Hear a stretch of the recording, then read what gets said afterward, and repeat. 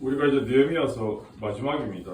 오늘 느헤미야서 13장 1절에서 우리 3절까지 보셨고 마지막 31절 보셨는데요. 개혁의 시작과 끝은 기도, 개혁의 시작과 끝은 기도로라는 제목으로 하나님 말씀 전하겠습니다. 이제 느헤미야 마지막 시간인데요. 정말 어떻게 보면 개혁의 대명사, 불굴의 개혁자인 느헤미야의 삶이 우리 각자에게 또 공동체에게 시사하는 바가 참 큽니다. 그래서 많은 사람들이 리더십을 연구할 때, 개혁을 연구할 때, 개혁을 하고 싶어 할 때 느헤미야를 많이 연구하고 느헤미야 말씀을 많이 묵상합니다. 근데요, 우리는 정작 우리의 조그만 습관 하나 고치는데도 애를 먹잖아요. 습관 하나, 자세 하나 바꾸는 것도 너무나 힘들잖아요. 그런데 느헤미야는 수렁에 빠진 민족 전체를 바꾸는, 개혁하는 데 성공한 인물이니까 얼마나 대단합니까? 우리는 내 삶 하나 바꾸는 것, 태도 하나 바꾸는 것, 자세 하나 바꾸는 것도 힘든데, 예전에 어떤 프로그램 보니까 어떤 분은 다이어트를 하는데 평생 다이어트 한다, 3년째 다이어트 중이다, 이런 이야기들이 있지 않습니까? 여러분 이런 이야기 들어보셨습니까? 자기 자신에게 명령을 내릴 줄 모르는 사람은 평생 남의 명령을 듣고 살아야 된다, 이런 말이 있거든요. 자기 자신에게 명령을 내리고 산다는 건 참 어떻게 보면 단순한 말 같은데 쉽지 않거든요. 그러니까 평생 다른 사람 명령 듣고 살아야 되는 거죠. 특별히 21세기 대한민국 땅을 살아가는 수많은 사람들이 겪는 어려움 가운데 한 가지가 바로 선택장애입니다. 선택장애. 우리의 삶의 매 순간은 작은 선택을 통해서 이루어집니다. 현재 혹시 내 삶이 너무 불만족스럽고 힘들고 어렵다라고 생각하는 분들이 있다면 가만히 생각해보면 지금의 그 삶이 과거 어느 순간인가 내가 무언가를 선택하고 결정했기 때문에 그 결정들이 이루어져서 오늘 내 삶이 주어졌다는 사실 아십니까? 그렇다면 앞으로 5년 후, 10년 후 내 삶이 최소한 달라져야 되겠다, 변해야 되겠다 라고 생각하신다면 제일 중요한 건 지금의 현재 선택을 잘해야 돼요. 선택을 잘해야 됩니다. 지금의 선택이 우리의 미래를 결정하기 때문이죠. 그런데요, 선택이 항상 우리에게 힘들잖아요. 왜냐하면 어떤 선택이 올바른지, 어떤 선택이 유익한지 분명하지 않기 때문에. 확실하기만 하면 그 선택하면 되는데 결과를 알 수 없으니까 항상 힘들지 않습니까? 그래서 지도자들에게 요구되는 가장 중요한 자질 중에 한 가지가 많은 분들이 이구동성으로 외치지만 비전과 분별력이거든요. 지도자들은 일일이 모든 문제에 디테일하게 해답을 다 줄 수 있는 사람이 아닙니다. 지도자는 방향을 가르쳐주는 사람이죠. 여기서 말하는 방향은 공동체가 나아갈 비전을 가리킵니다. 더 나아가서 그 공동체가 올바른 방향으로 나아가기 위해서 바른 판단과 선택을 하는 것, 분별력을 가지는 게 지도자의 역할이라는 거죠. 예전에 10년 동안 이순신 장군을 연구하고 영화를 3편이나 시리즈로 만든 감독이 있었습니다. 명량, 한산, 노량 이렇게 3편을. 이분이 유퀴즈라는 프로그램 출연해서 여러 가지 이야기하는데 제가 기억에 남는 한 장면이 있더라고요.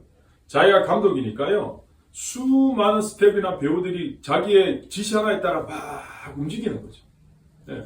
감독의 이 손가락 하나, 표정 하나에 다들 집중하니까 뭐 엄청난 거죠. 그런데 어느 순간에가 자기가 뭔가 이렇게 컷을 하거나 슛을 주거나 이렇게 해야 되는데 갑자기 머리가 하얘져서 어떻게 오더를 내려야 될지 갑자기 당황한 순간이 있었대요. 모든 사람들이 자기를 다 쳐다보고 있는데 자기도 머리가 하얘져서 그때가 정말 너무 힘들었대요. 너무너무 어려웠대요. 저는 그게 바로 지도자가 짊어져야 될 몫이자 고독이다, 이런 생각이 듭니다. 저는 가끔씩 이제 후배 목사들 만나면 이런 이야기 종종 내뱉거든요. 고독할 자신이 없으면 목사하지 말아야 된다, 이런 이야기. 목사는 고독한 존재예요. 많은 사람들을 상대하고 때로는 말씀을 전하는 일이 목사의 직이지만 사실 자기 자신과 엄청나게 싸워야 되는 고독한 직이 목사라는 거죠. 제가 개척교회를 하고 나서 처절하게 느낀 중에 한 가지는 목사는 환경이나 타의에서 고난이 없으면 스스로 고난의 길로 들어가야 되는 사람이다 라는 걸 느끼게 됩니다. 왜냐하면 결국은 처절한 고난 속에 있어야 묵상이 깊어지기 때문이죠. 사람이요, 고난이 없으면 묵상이 안 깊어지더라고요. 너무 평안하면 묵상이 얕아요, 솔직히 말해서. 그러니까 어떻게 하나의 환경이나 사람을 통해 자꾸 고난을 주시는 거예요. 그러면 고난이 오면 그게 감사한 거죠. 근데 힘들긴 하지만, 근데 어느 날 평안하고 평탄하면 뭔가 이렇게 묵상이 안 돼요. 그럼 스스로라도 고난 속에 들어가야 된다는 거죠. 제가 꼭 봐야 된다고 생각하고 계속 생각만 하고 리스트에 올려놓고 보지 못한 영화, 아직 남아있는 영화가 있는데 그 중에 하나가 남한산성이라는 영화가 있습니다. 제가 이 영화 꼭 보고 싶었는데 못 봤습니다. 시대와 환경은 다르지만 민족의 순환 앞에서 47일간 민족이 바람 앞에 등불 같은 그 시기에 어떤 선택과 결정을 하나에 따라서 이 나라 민족의 명운이 걸려있을 때 척하파와 주하파로 나뉘어져서 팽팽하게 싸우잖아요. 하나는 싸우자, 하나는 머리 숙이자. 그 시절에 임금은 어떻게 될지 모르고 결국 어떻게 됩니까? 한 나라의 임금이 머리가 깨지도록 정권 앞에 머리를 숙이고 쪼아리고 그랬던 병자호론의 시기의 이야기 아닙니까? 결국 죽느냐 사느냐 이게 문제거든요. 그러나 오늘 느헤미야는 민족의 모든 분열과 갈등을 다 종식시키고 단 52일 만에 단 50일 만에 예루살렘 성벽을 재건한 거죠. 오늘 여러분도 마찬가지 아닙니까? 지금 주어진 여러분의 삶에서 어떻게 분별하고 여러분의 삶을 어떻게 해석하냐에 따라서 여러분의 선택도 결정도 따라서 달라지게 될 것입니다. 개인의 차원에서나 공동체 차원에서 현상을 올바로 분별하고 올바른 결정을 하는 것은 결코 쉬운 일이 아닙니다. 평생을 함께 해야 될 배우자를 선택하는 문제나 직업을 선택하는 문제, 그리고 자신의 삶의 방향과 가치관을 선택하는 문제, 더 나아가서 가정과 공동체를 위해서 매 순간 매일 삶 속에서 내가 어떤 선택이 어떤 결정이 유익하고 올바른가 참 어렵죠 사실. 그래서 우리는 느헤미야를 통해서 하나님이 부어주시는 지혜로운 분별력을 배우고 훈련해 나갈 필요가 있다는 거죠. 원래 느헤미야서는 12장에서 끝나는 게 맞습니다. 맞을 것 같습니다. 느헤미야 12장 27절에 47절 제가 지난주에 느헤미야서 말씀 계속했는데요. 감사와 찬양이 있는 예루살렘 성벽 봉헌식에 관한 이야기였습니다. 여러분 성벽 봉헌식이란 성벽과 성물을 하나님께 바치는 예식이거든요. 이스라엘 백성들이요 행렬을 지어서 성벽 위를 걸으면서 너무 기뻐서 감사와 찬양을 드렸거든요. 근데 여러분 예전에 살펴보았던 말씀이 기억나십니까? 이스라엘 대적 산발랏이 이스라엘 사람들을 조롱하면서 이런 이야기 했잖아요. 성벽을 막 재건하고 있으니까 아이고 저들이 건축하는 성벽은 여호가 올라가도 무너질 거야 이렇게. 여호가 올라가도 무너질 거야 막 조롱했잖아요. 근데 지금 그 성벽이 완공되어서 이스라엘 백성들이 보란듯이 그 성벽 위를 걷고 뛰면서 찬양하고 감사의 제사를 드리고 있다는 거죠. 여호가 올라가도 무너질 그 성벽에 사람들이 단체로 올라가서 뛰고 걸어도 너무 단단해진 그 성벽에 얼마나 기뻤겠어요. 성벽도 더 완성됐고 봉헌식도 마쳤으니까 더 이상 할 이야기 없지 않습니까? 그런데 오늘 느헤미야서는 12장에서 끝나지 않고 마치 후기처럼 13장에 한 장도 붙어 있습니다. 이유는 성벽 재건 후에 이스라엘 백성들의 삶이 다시 예전처럼 변질과 타락으로 이어졌기 때문이죠. 가만히 보면 이게 우리의 모습이지 않을까 싶습니다. 주일 예배 잘 드리고 은혜 받을 때는 그렇게 살아야지 결단하고 찬양하다가 삶의 자리에 다시 돌아가면 말짱 도루묵 된다 뭐 이런 얘기 하잖아요. 그래서 종교개혁 당시에 칼빈을 도와서 개혁을 완성한 멜랑이톤 같은 사람이 했던 유명한 말이 계속 이렇게 회자되는데 개혁된 교회는 계속 개혁돼야 된다. 이런 유명한 말을 했거든요. 저희 교회는 개혁교회 전통에 서 있단 말이에요. 그럼 계속 교회가 개혁되지 않으면 결국은 주저앉을 수밖에 없다는 거죠. 물도 계속 흐르고 있어야 썩지 않는 것처럼 계속 흘러가야 되는 거죠.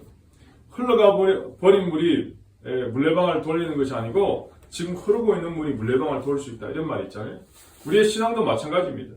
처음에는 정말 뜨겁게 불덩어리를 시작했는데 나중에는 식어버린 타당한 숯동이로 전락할 수 있다는 거죠. 처음에는 너무 순수하게 신앙을 시작했다가 나중에는 외식하는 사람으로 끝날 수도 있다는 거죠. 그래서 우리는 끝까지 잘 가야 됩니다. 사도 바울이요 갈라디아 교회를 책망하면서 3장 3절에 이렇게 이야기합니다. 너희가 이같이 의성느냐 성령으로 시작하였다가 이제는 육체로 마치겠느냐 라고 책망합니다. 12년간의 무겁고 힘든 유다 총독의 사명을 다 감당했던 느헤미야가 약속대로 아닥사스다 왕에게로 돌아갑니다. 아마 느헤미야는 부푼 가슴으로 돌아갔을 거예요. 그리고는 10년쯤 지나서 다시 고국 이스라엘을 방문하게 되었습니다. 근데요 다시 돌아보니까 이게 말이 아닌 거예요. 완전히 변질되고 타락되어서 그냥 마시간 공동체를 다시 발견한 거죠. 오늘 13장은 느헤미야가 백성들의 타락과 변질의 원인을 다시 분석해서 이제는 정말 다시 하나님을 떠나지 않도록 제대로 분별할 수 있는 기준을 세워주는 장면이 13장입니다. 그래서 어떻게 보면 이스라엘 공동체를 향한 느헤미야의 재개혁운동이라고 이름 붙일 수도 있을 겁니다. 우리는 느헤미야가 제시한 이 기준을 우리의 삶에도 적용시켜서 정말 하나님이 기뻐하시는 개인적 삶과 공동체로 나갔으면 하는 소망이 있습니다. 저는 느헤미야 13장의 내용을 세 가지 방향으로 분류해서 적용해 보려고 합니다. 첫 번째는 개인, 두 번째는 가정, 세 번째는 공동체인 교회입니다. 하나님 이 땅을 살아 우리들에게 주신 두 가지 공동체 선물이 가정과 교회입니다. 제가 자주 말씀드리는데요. 가정과 교회는 메이드 인 헤븐입니다. 메이드 인 헤븐. 인간이 만든 부산물이 아닙니다. 그래서 메이드 인 헤븐이기 때문에 우리는 천국의 매뉴얼을 잘 참고하고 적용해야 건강한 가정, 건강한 교회를 만들어갈 수 있는 거죠. 반대로 오늘 사단이 집중적으로 공격하는 타겟의 제1순위는 가정과 교회입니다. 가정과 교회를 어떻게 하든지 무너뜨리려고 사단은 모든 방법을 다 충동합니다. 왜냐하면 가정과 교회가 무너지면 하나님 나라를 무너뜨릴 수 있기 때문이죠. 저는 마지막 느헤미야 13장을 통해 우리의 가정과 개인적 삶과 교회를 어떻게 건강하게 세워가야 될지 원리를 말씀드리면서 마무리하려고 합니다. 느헤미야 오늘 13장 보시면 1절부터 3절까지 읽으셨는데요. 1절부터 3절까지는 느헤미야가 첫 번째 총독 임무를 마치고 페르시아로 가기 전 일을 기록해놨어요. 그리고 4절부터 마지막 31절은 두 번째 임무를 시작한 그 이야기가 4절부터 마지막 31절이에요.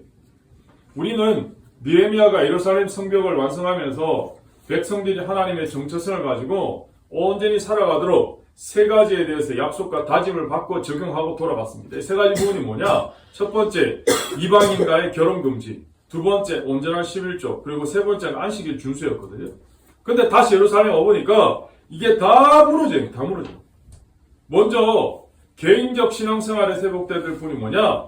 느헤미야는 온전한 11조 생활을 강조하고 있습니다. 이게 오늘 본문 10절부터 14절까지거든요. 14절에 느헤미야가 이렇게 하나님께 기도합니다. 내 하나님이여, 이 일로 말미암아 나를 기억하옵소서. 내 하나님의 전과 그 모든 직무를 위하여 내가 행한 선한 일을 도말하지 마옵소서. 이렇게 기도합니다. 이게 참 중요한데요. 지금 느헤미야가 백성들의 개인적 삶에 있어서 온전한 11조를 이야기하고 있는데 결국 이게 뭐냐? 하나님과의 관계에 적용되어지는 부분이라는 거죠. 여러분 솔직히 우리가 한번 생각해 봐야 됩니다. 헌금은 누구에게 하는 겁니까? 하나님께 하는 거죠. 제가 지난번에 말씀드렸지만 헌금의 자세는 두 가지거든요. 자발적으로 기쁜 마음으로. 이게 헌금의 자세예요. 자발적으로 기쁜 마음으로. 근데 오늘 많은 사람들이 헌금하지 않은 이유 중에 하나가 사람 때문. 네. 온전한 11조는 재정과 물질을 포함해서 나의 시간과 나의 전부가 하나님이 주시라는 사실을 구체적으로 깨닫고 구체적인 행위로 고백하는 게 하나님께 드리는 거거든요. 10분의 1을 하나님께 드렸다고 해서 10분의 1만 하나님께 아니고 나머지 10분의 9도 하나님 건데 하나님 내게 주셔서 청지기로서 잘 쓰라. 이 의미가 11조 의미거든요. 이게 원래 11조의 정신이에요. 11조는 나머지는 내 마음대로 써도 된다. 이게 11조가 아니에요. 오늘날 이 시대를 이끌어가는 제일 가치가 최고의 가치가 돈입니다. 그래서 많은 사람들이 돈의 노예로 돈 하며 삽니다. 이미 2000년 전 예수님이 말씀하셨잖아요. 재물과 하나님을, 돈과 하나님을 같이 섬길 수 없다 이렇게. 사도 바울도 탐심은 우상 숭배래요. 돈을 사랑하는 건 모든 악의 시작이에요. 이미 2000년 전 다 성경 이야기했어요. 근데 사실 이게 사단의 전략이거든요. 근데 하나님의 자녀들인 우리가 이것을 다 깨트리고 돈을 최고로 치는 세상의 가치관을 깨트리고 하나님의 자녀로서 승리하는 비결은 과감히 하나님께 드리는 거죠. 하나님께 드려본 사람은 하나님과의 관계에서 오는데 드림으로 인해서 오는 하나님의 은혜, 하나님의 능력, 하나님의 경험을 경험해야 진짜구나 이걸 깨닫게 되는 거죠. 그 구체적인 행위의 표준이 뭐냐? 온전한 11조라는 거죠. 11조는 하나님과의 관계에서 직접 몸으로 삶으로 경험해야 온전해집니다. 이게 누가 강조해서 해라 한다고 되는 게 아니잖아요. 저는 오늘 예배 가운데 오신 여러분 이 시대에 하나님의 자녀로 하나님께 드림으로써 하나님이 채우시는 삶을 경험하셔야 됩니다. 하나님이 채우시는 삶을 경험하셔야 세상을 두려워하지 않게 됩니다. 세상이 감당하지 못하는 하나님의 자녀로 살 수 있게 됩니다. 그렇지 않으면 계속 세상에 눈치 봐야 되고 조금만 없어지면 벌벌 떨어야 되고 두려워하게 되고 영리하게 되는 거죠. 하나님의 온전함을 하나님의 채우심을 경험하지 못하니까 그런 일들이 벌어지는 거죠. 그러기 사랑하는 여러분 세상이 감당하지 못하는 믿음의 자녀들이 다 되시기를 축복합니다. 두 번째는 교회 공동찬양에 주어지는 적용되는 부분이 안식일 줄수거든요. 안식일 문제는 시간의 주인이 누구냐? 이걸 묻는 거예요. 시간의 주인이신 하나님께 일주일 가운데 하루를 온전히 드리고 하나님과 교제하는 시간이거든요. 다시 말해서 우리의 모든 시간이 하나님이 허락하신 시간이다 믿음으로 고백한 날이 안식일. 동시에 모든 관계가 회복되는 날이죠. 사실 하나님과 보내는 시간을 아까워하고 자기 시간 가지는 사람은요, 가만히 생각해보면 시간의 주인이 자기 자신이라고 착각하는 사람이죠. 오늘 저와 여러분이 세상의 탕류로부터 구별되어진 하나님의 백성이라는 인식을 언제 어디서 제대로 할 수 있습니까? 주일이거든요. 예배 드릴 때 함께 모여서 그래도 기도하고 찬양하고 예배 드릴 때 그래도 그나마 의식이 되는 거죠. 그래서 하나님이 친히 일주일 중 하루를 구별해 주셨습니다.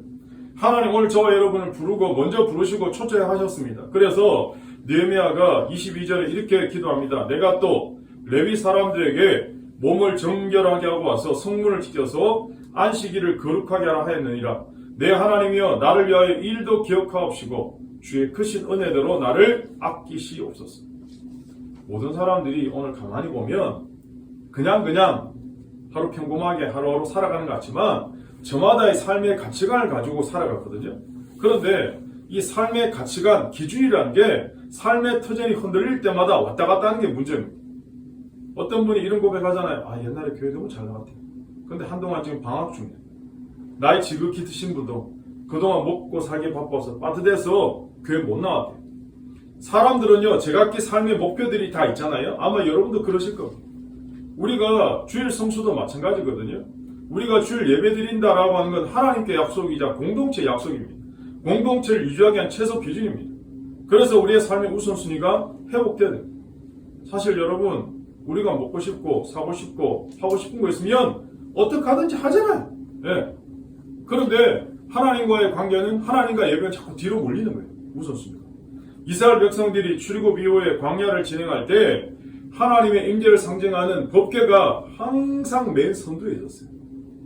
그리고 밤이 되어서 수경할 때는 텐트 칠 때는 중앙에 항상 하나님의 이 임재를 상징하는 법궤가 있고 이 12지파가 동서남북으로 딱 이렇게 울타리 쳐서 언제 어느 방향에서도 하나님의 임재의 상징 법궤를 볼 수 있도록 그렇게 텐트를 쳤다고.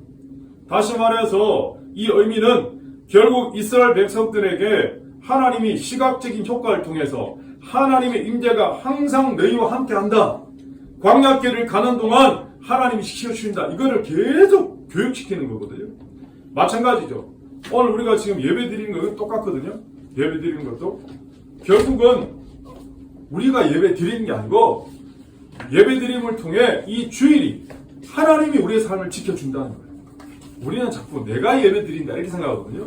내가 예배를 본다 이렇게 생각하는데 이 주일이 우리의 삶의 일상을 지키는 거예요. 하나님이 이 예배를 통해 우리의 삶을 주관하신다는 거예요. 여러분 다시 말씀드리지만 우리 하고 싶은 거 다 하고 가고 싶은 거 다 가고 더 이상 이제 할 게 없으니까 주일날 예배 한번 드려볼까? 그건 아니잖아요. 오늘 그런 의미에서 하나님이 우리에게 기회를 주실 때 예배 드릴 기회를 주셨잖아요. 기도할 기회를 주셨잖아요. 말씀 볼 기회를 주셨잖아요. 찬양할 기회를 주셨잖아요. 그 기회를 주실 때 하나님께 예배대로 회복되시고 승리하시기를 축복합니다. 마지막 세 번째는 가정이거든요. 먼저 읽었던 1절과 3절 또 23절과 31절이 이야기인데 느헤미야는 유대인들이 이방인들하고 이제 통혼하는 문제를 인식합니다. 아스돗, 암몬, 모압인들과 느헤미야는 이방인들과의 결혼 자체도 충격을 받았지만 유대 어린아이들이 아스돗이나 다른 외국어로 막 대화를 해요. 근데 정작 자기네 말 히브리어는 전혀 구사하지 못하는 거예요. 이게 충격을 받는 거예요. 지금 유대의 다음 세대 희망인 어린이들이 모국어를 사용할 줄 모른다는 거예요. 그러니까 이게 심각한 문제잖아요. 여러분 자기네 말을 잊어버린다는 건 뭡니까? 이 국가의 사회의 존립과 직결된 중대사안 아닙니까? 그래서 우리도 일제강점기 때 계속 말을 없애고 글을 없애려고 할 때 말모이 영화 보셨죠? 저는 그 영화 2번에 봤는데 우리나라 말을 지키기 위해서 막 사람들이 그 국어 사전을 편찬하고 그것 때문에 막 죽음도 불사 결국 말이 없어지면 민족이 없어지니까 글이 없어지면 민족이 사라지니까 그 너무너무 중요하잖아요. 그러니까 이 유대 아이들이요, 뭐 이방인과 결혼하는 것까지 용납돼. 그런데 말을 다 잊어. 글도 다 잊어. 결국은 느헤미야가 이 사태의 심각성을 좀 의식하고 좀 다소 과격하지만 막 사람들을 책망하고 심지어는 두 사람을 막 때리고 머리털을 막 뽑아버렸어요. 유대 사회의 존립을 걱정해야 될 상황에서 통혼과 그로 인한 발생한 문제가 얼마나 치명적인가에 대해서 유대 백성들이 얼마나 중대한 죄를 지었는지 깨닫게 해서 솔로몬의 예를 듭니다. 지난번에 말씀드렸지만 결국은 오늘 레위기도 지금 그 얘기하거든요. 결국은 이스라엘이 남북으로 갈라지고 북쪽은 아시리아에게 남쪽은 바벨론에게 멸망당한 시점이 누구 때문이냐? 솔로몬 때문이라. 집에 가서 13장 잘 읽어보세요.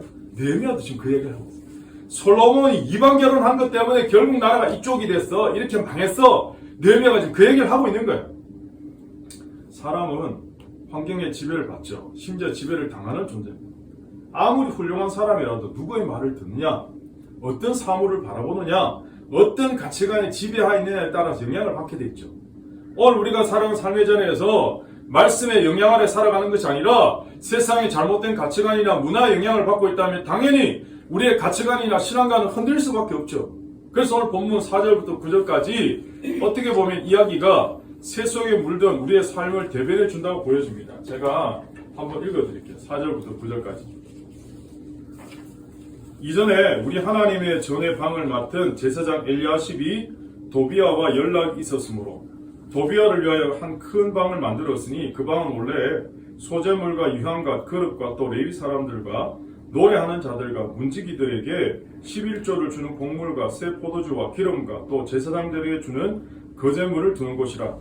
그때는 내가 예루살렘에 있지 아니하였느니라. 바벨론 왕 아닥사스다 32년에 내가 왕에게 나갔다가 며칠 후에 왕에게 말미를 청하고 예루살렘에 이르렀어야 엘리야십이 도비아를 위하여 하나님의 전뜰에 방을 만든 악한 일을 안자 내가 심히 근심하여 도비아의 세간을 그 방 바깥으로 다 내어 던지고 명령하여 그 방을 정결하게 하고 하나님의 전의 그릇과 소재물과 유향을 다시 그리로 들여놓았느니라. 이렇게 나옵니다.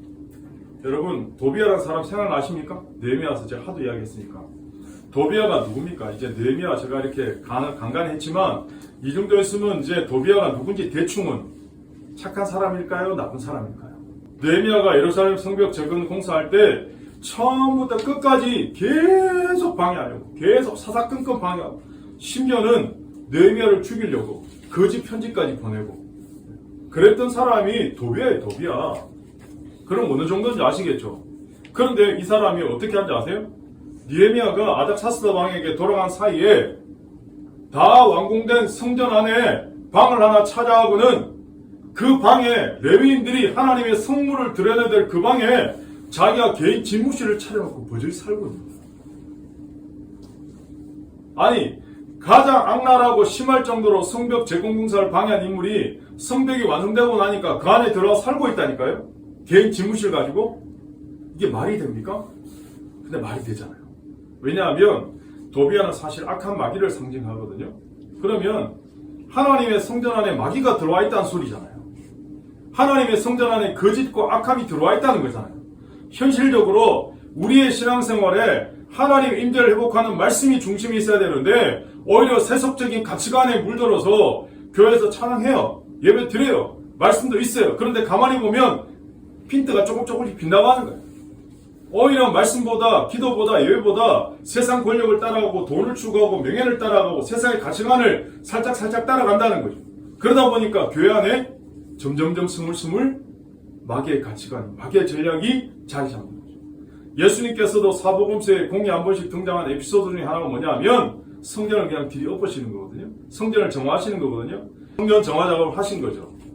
결국 우리 스스로가 계속해서 세상의 가치관을 따라가는 것이 아니라 날마다 하나님의 말씀의 걸로 나를 비추어서 오염된 부분이 있으면 빨리빨리 제거해야 되거든요. 그래서 여러분, 성경을 보는 방법은 창으로 보는 방법과 거울로 보는 방법이 있습니다. 성경을 통해서 세상을 보는 방법과 우리 뒤에 거울이 있지만 성경을 거울로 비춰서 나를 보는 방법. 그래서 날마다 나의 모습을 확인하고, 그래서 여러분 고린도서 10장에 보시면 이스라엘 백성들이 광야를 지나가면서 하나님을 원망하고 타락하고 간음하고 범죄하고 그렇게 하나님께 원망하다가 벌받았던 그 이야기를 사도 바울이 뭐라 그럽니까? 우리에게 하나님이 거울로 삼으셨다. 거울로. 우리는 그렇게 하다가 망하니까 그렇게 살지 마라. 그게 오늘 주는 말씀의 이 놀라운 은혜거든요. 그러면 사랑하는 여러분, 우리 개인적 삶이, 가정이, 우리 공동체가 하나님께서 기뻐하시는 삶의 원리로 하나님 앞에 온전히 쓰임받고 승리하는 우리 개인, 가정, 교회가 되기를 예수님 이름으로 축복합니다.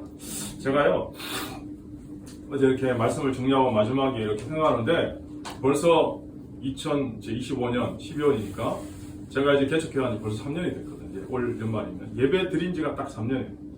제가 이렇게 하모르니까 제가 얼마나 겁이 많은지, 내가 얼마나 용기가 없는 사람인지. 그래서 가끔 저는 누가 생각나냐? 사사기에 등장하는 기드온이 생각나요. 기드온이요, 미디안이 쳐들어와서 양식이란 양식은 모조리 다 뺏어가고 너무너무 괴롭히는데, 미디안이요, 먹을 양식이 없으니까 밀을 타작해야 되는데, 밀을 타작하면, 대낮에 타작하면 미디안이 다 뺏어가니까 어떻게 타작하냐? 밤에 몰래 포도주 잔을 틀에서 그냥, 얼마나 겁쟁이에요. 백주 대낮에 하는 게 아니라 한밤중에. 저는 이런 기도원의 이 삶이 생각날 때마다 짠할 때가 있거든요. 제가 그랬거든요. 하나님께서 모든 울타리를 다 벗어나서 광야로 나와서 하나님을 다시 경험하기 원하시고 온 천하보다 강한 생명에 집중하라고 하시는데 그게 말이 쉽지. 저도 못하는 거예요. 핑계와 변명은 그럴싸하게 하는 거예요. 아니, 하나님, 제가 이렇게 하려고 태평양 건너온 줄 아십니까? 하나님, 한국에 교회가 몇 개나 있는지 아십니까? 그럼 나중에는 하나님, 저 원래 개척 체질이 아니거든요. 미국에서 이미 하는 거 보셨지 않습니까? 그러다 나중에 뭐라 그러냐? 저 목회 안 하랍니다. 이 정도는 많이 했잖아요. 제가 한 25년 했거든요. 그러니까 제 나머지 인생은 목사 딱지 떼고 그냥 일반 성도로 살게 해주세요. 그리고 하나님하고 진짜 싸웠어요. 그렇다고 하나님, 제가 뭐 목사 딱지 뗐다고 마음대로 살겠습니까? 막 살겠습니까? 일반 성도로 살면서 오히려 더 하나님 나라 영광에 살 테니까, 그냥 허락해 주세요. 그냥 목사 안 하랍니다. 그냥. 그러면서 막 실험하는 거야. 마치 야곱 강가에 천사 실험한 야곱처럼. 결국 누가 이깁니까? 하나님 이기시죠. 결국 하나님께 순종하고 저희 와이프랑 자녀 둘 개척하기로 결정했어요. 아직도 생각이 나요. 저희 예전 살던 동네 집 앞에 커피숍이 있거든요. 제가 가족들 다 불러 모았어요. 그래서 아빠가 이제 개척한다, 이제 이야기해야 되니까. 근데 그때는 아직 이제 부목사로 있었으니까 그게 사택이나 교회가 제공하는 차도 있었던 상태였거든요. 근데 저희 딸 중에 하나가, 아빠, 그러면 집키랑 차키도 다 내놔야 되는 거 아니야? 이렇게. 제가 얘가 제대로 알고 하는 소린가? 이런 막 생각도 들고, 믿음이 좋은 건지 겁이 없는 건지. 그리고는 지금 시간이 지나서 벌써 3년이 됐잖아요. 예배 드릴 장소도 없고 어디서 살아야 될 집도 없고. 근데 하나님이 다 인도하셨죠. 중간간증 생행하고. 저희 와이프가 막 마음이 눌리고 얼마나 신경을 쪼였는지 이제 건강에 문제가 온 거예요. 스트레스 때문에 막 전당뇨 단계까지 가고. 저는 매일 밤마다 인천공항을 가야 되냐 김포공항을 가야 되냐 막 고민할 정도로 그랬던 시간들이 있었거든요. 그런데 지난주에 와이프의 건강검진 결과가 나왔는데 고혈압, 당뇨, 전당뇨도 없고 모든 게 다 정상 수치. 건강하게 나왔어요. 저보다 더 건강해요. A 등급. 이게 어쩌면 이 결과가 지난주에 딱 나왔는데 이게 하나님이 현재적으로 우리 가정에 베풀어 주신 응답인 거예요. 결국 하나님께서 인도하신다. 그러니까 하나님께 붙잡히면, 하나님이 붙드시면 광야에서도 살 길이 열린다. 하나님이 함께 하시면 살아갈 수 있는 곳이 광야다. 이게 하나님 응답이거든요. 마치 이스라엘 백성들이 40년 동안 광야를 지나갔지만 옷이 헤어지지 않았고 발이 부르트지 않았고 하나님이 다 하셨잖아요. 사실 사역을 시작하고 나서 만날 사람도 없고 오란 데도 없고 갈 데도 없고, 그래서 하나님만 바라보고 하나님 앞에 엎드리기로 작정하고 와이프랑 결단하고 기도한 거였거든요. 3시간 이상씩. 지금의 모든 사역이 어떻게 보면 기도에서 사역된 시작이에요. 지금도 기도로 가고 있는 거죠. 오늘 본문에 등장한 느헤미야도 기도로 시작합니다. 아직 끝나지 않은 이 길을 포도나무 되신 주님께 붙어서 기도로 갑니다. 오늘 느헤미야서 마지막 13장 31절을 보시면 느헤미야가 이렇게 고백하면서 마치잖아요. 또 정한 기한에 나무와 처음 익은 것을 드리게 하였사오니 내 하나님이여 나를 기억하사 복을 주옵소서. 느헤미야는 마지막도 기도로 마무리하는 거예요. 느헤미야의 처음 개혁은요, 눈물로 기도했어요. 눈물로. 조국 땅 예루살렘이 다 불타고 성벽은 무너지고 성전문은 불탔다는 그 소식을 듣고는 막 수일 동안 울고 금식하고 하나님 어떡하면 좋아요, 어떡하면 좋아요. 그런데 그 울면서 기도했는데 느헤미야의 마음에 내가 해야 되겠다. 하나님 나를 부르시구나. 이게 소명이거든요. 사명이 생긴 거죠. 그리고 마지막 그 계획을 다 마무리하고 오늘 13장 재개혁 운동과 함께 마지막 하나님 앞에 또 기도하고 하나님 나를 기억하옵소서 기도하면서 이 느헤미야서를 마무리하거든요. 사랑하는 여러분, 저는 오늘 이 시대에 여러분들이 이 혼탁한 시대에 이 가치관의 혼란의 시대에 여러분들이 하나님의 사람으로 승리하시기를 정말 축복합니다. 하나님 사람으로 살아가셨으면 좋겠습니다. 오늘 느헤미야가 했던 이 개혁의 원리를 우리의 삶에 적용시켜서 여러분이 먼저 회복과 치유가 돼야 됩니다. 내 삶이 회복되고 치유되지 않으면 다른 사람을 회복시킬 수가 없습니다. 치유할 수가 없습니다. 그래서 우리는 상처 입은 치유자입니다. 상처 입은 치유자. 상처가 없어서 치유자로 사는 게 아니고 예수님이 나를 회복시키시고 치유하신 그 회복의 마음으로 다른 사람을 돌보는 거죠. 더 나아가서 오늘 소망이 없는 이 시대에 희망을 노래하고 상처받은 수많은 사람들에게 치유를 흘려보내는 그 복의 통로로 여러분들이 그렇게 서가시기를, 또 우리 공동체가 그렇게 쓰있기를, 그렇게 살았으면 좋겠습니다. 그러면서 예수님 이름으로 축복합니다. 이 남은 이 한 해를 그 마음으로 하나님과 함께 동행하는 복된 여러분 되시기를 다시 한번 예수님 이름으로 축복합니다.